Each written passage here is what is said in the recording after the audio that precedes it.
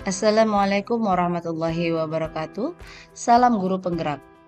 Saya Widya Rahmi, calon guru penggerak Angkatan 9 asal Kota Pekanbaru. Saya akan menjabarkan koneksi antar materi modul 1.4 budaya positif. Mari kita simak bersama-sama.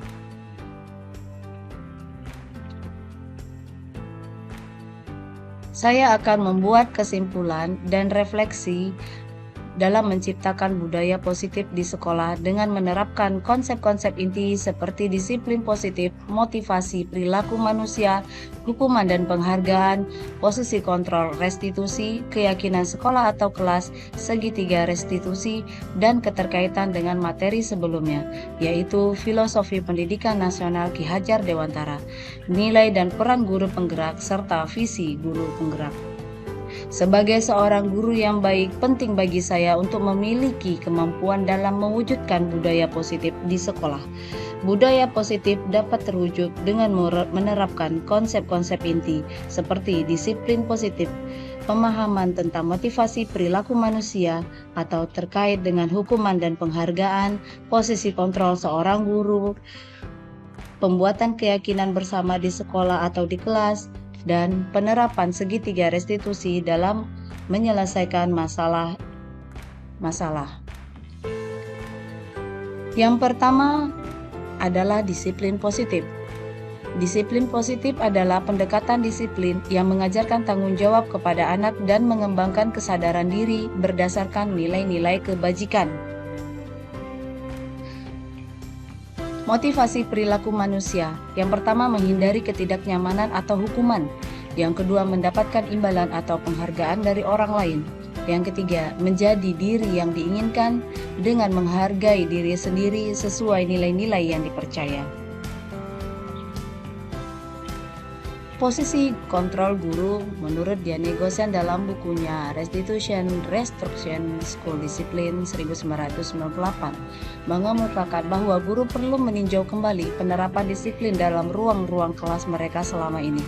Apakah efektif? Apakah berpusat, memerdekakan, dan memandirikan murid? Bagaimana dan mengapa? Melalui serangkaian riset dan berdasarkan pada teori kontrol Dr. William Glasser Gosen berkesimpulan, ada 5 posisi kontrol yang diterapkan seorang guru, orang tua maupun atasan dalam melakukan kontrol. Yang pertama, penghukum. Yang kedua, pembuat rasa bersalah. Yang ketiga, teman. Yang keempat, pemantau. Yang kelima, manajer. Tujuan pendidikan nasional sesuai dengan filosofi Ki Hajar Dewantara yaitu pendidikan yang berfokus pada perkembangan potensi yang ada pada siswa, serta mewujudkan sekolah yang nyaman, aman, dan berpihak pada siswa. Nilai guru penggerak. Nilai yang dimiliki seorang guru penggerak harus dapat membantu murid untuk mandiri dalam belajar, mampu memunculkan motivasi dan karakter peserta didik untuk belajar. Nilai guru penggerak ada 5, yang pertama adalah berpihak pada murid, yang kedua mandiri, ketiga reflektif, yang keempat kolaboratif, dan yang terakhir adalah inovatif.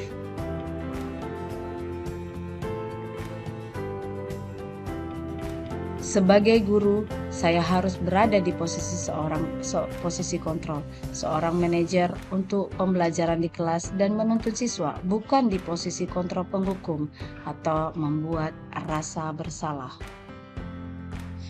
Penghargaan menghukum.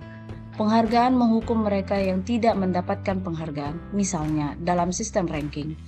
Mereka yang mendapatkan ranking kedua akan merasa paling dihukum. Dampak negatif yang ditimbulkan dari penghargaan menghukum adalah 1. Penghargaan itu merusak hubungan. Ketika seorang diberi penghargaan atau dipuji di depan orang banyak, maka yang lain akan merasa iri dan sebagian dari mereka akan tidak menyukai orang yang diberikan penghargaan tersebut. Yang kedua, penghargaan mengurangi ketepatan. Banyak yang mendapatkan penghargaan, ternyata banyak jawabannya yang kurang tepat. Yang ketiga, penghargaan itu menurunkan kualitas. Yang mendapatkan penghargaan hasil kinerjanya berhenti berkembang. Mereka yang tidak mendapatkan penghargaan terus berupaya mengasah diri menjadi lebih baik. Yang keempat, penghargaan mematikan kreativitas. Penelitian menunjukkan bahwa pekerjaan seni atau sebuah penulisan cerita menjadi kurang kreatif bila dijanjikan hadiah atau penghargaan. Dari hal tersebut, maka saya menyimpulkan bahwa penghargaan tidak efektif jika tidak memberikan seseorang suatu penghargaan untuk melakukan sesuatu, maka kita harus terus-menerus memberikan penghargaan itu. Jika kita ingin orang tersebut meneruskan perilaku yang kita inginkan. Setelah menyadari hal tersebut, saya memahami bahwa posisi kontrol yang sering saya lakukan adalah penghukum, membuat rasa bersalah, dan seharusnya saya sebagai manajer. Saya juga menyadari bahwa pemberian penghargaan seperti bintang di kelas dapat memberi dampak negatif kepada murid saya.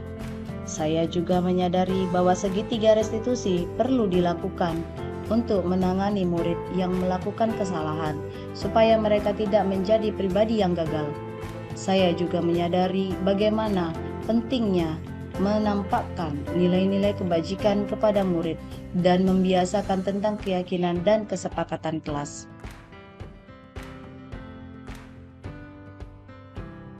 Saya mulai menggunakan segitiga restitusi dalam penanganan masalah di kelas. Sebagai contohnya, saya menangani siswa yang menyontek dan mengejek temannya. Saya menggunakan langkah-langkah segitiga restitusi, yaitu menstabilkan identitas, memvalidasi tindakan yang salah, dan menanyakan keyakinan siswa. Saya juga menerapkan untuk membuat keyakinan dan kesepakatan kelas. Saya juga memahami bahwa murid saya memiliki kebutuhan dasar manusia yang harus dipenuhi. Perasaan saya awalnya kaget dan merasa bersalah karena saya merasa di posisi kontrol penghukum dan membuat bersalah.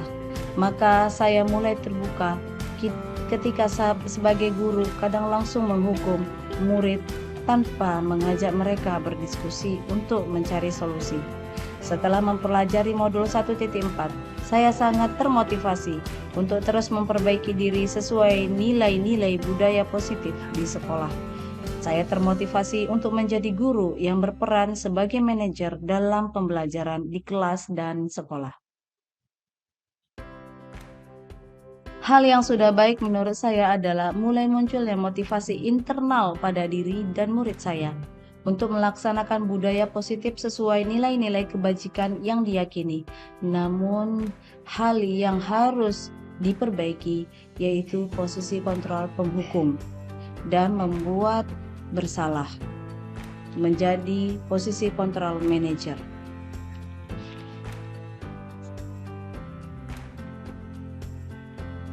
Dari modul ini, posisi kontrol yang sering saya lakukan adalah penghukum, membuat rasa bersalah, dan pemantau yang selalu membuat rasa bersalah karena selalu memberi hukuman atau konsekuensi saat murid saya melakukan kesalahan. Namun setelah mempelajari modul ini, saya mulai menerapkan posisi manajer dalam menyelesaikan masalah. Perasaan saya tenang dan saya mulai menyadari pentingnya komunikasi yang efektif. Perbedaan tumbuhnya rasa tanggung jawab pada murid.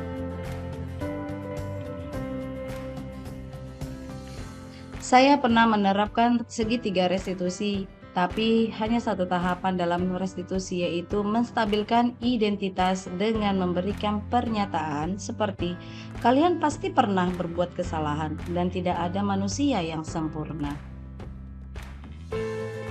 Hal lain yang penting dipelajari dalam proses menciptakan budaya positif adalah melakukan kolaborasi antara sekolah dan orang tua siswa. Budaya positif ini tidak dilakukan hanya di sekolah atau di kelas saja, tetapi bisa dilakukan di rumah. Hal ini bertujuan agar budaya positif menjadi kebiasaan atau karakter saat siswa berada di lingkungan sekolah atau dimanapun. Itu telah tadi pemaparan saya tentang koneksi materi modul 1.4. Terima kasih atas perhatiannya. Wassalamualaikum warahmatullahi wabarakatuh.